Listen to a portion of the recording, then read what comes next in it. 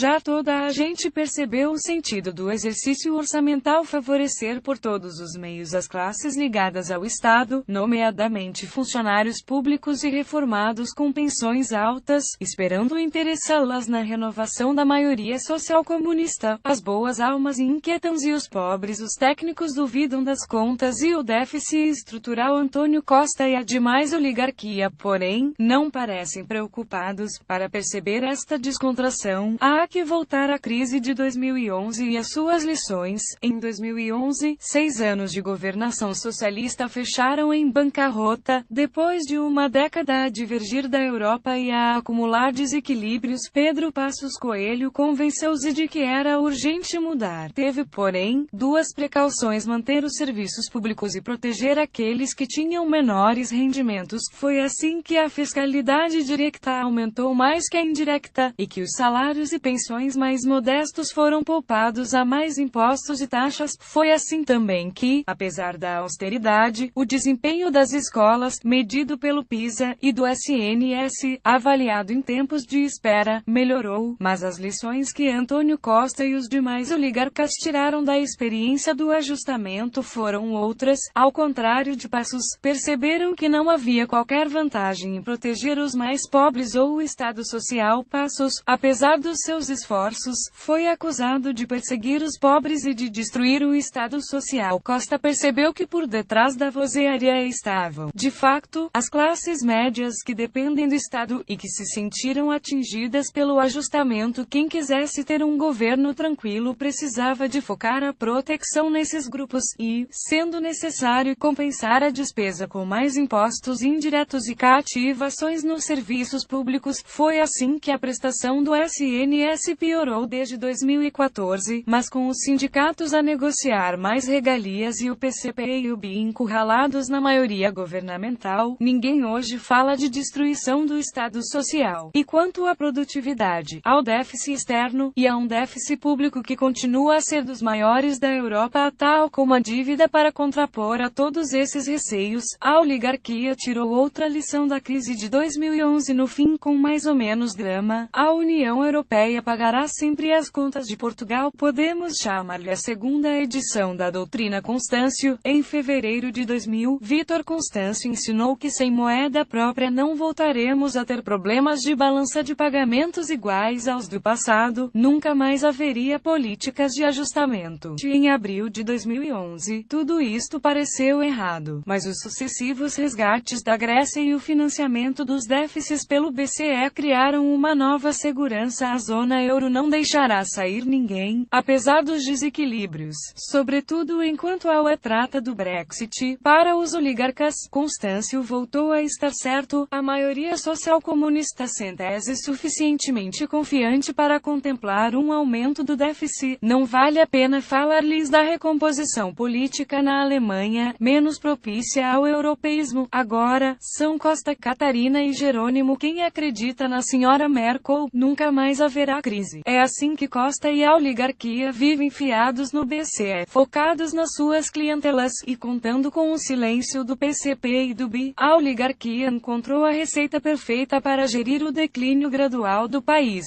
Um dia Portugal acordará onde hoje está Marrocos. Será demasiado tarde. Imaginem, porém, que tudo corre mal entretanto, e depois, dirá a oligarquia, teremos mais um resgate como em 2011. Com o desafortunado que estiver à frente do PSD a ficar com todas as culpas. Não é para isso que a direita serve.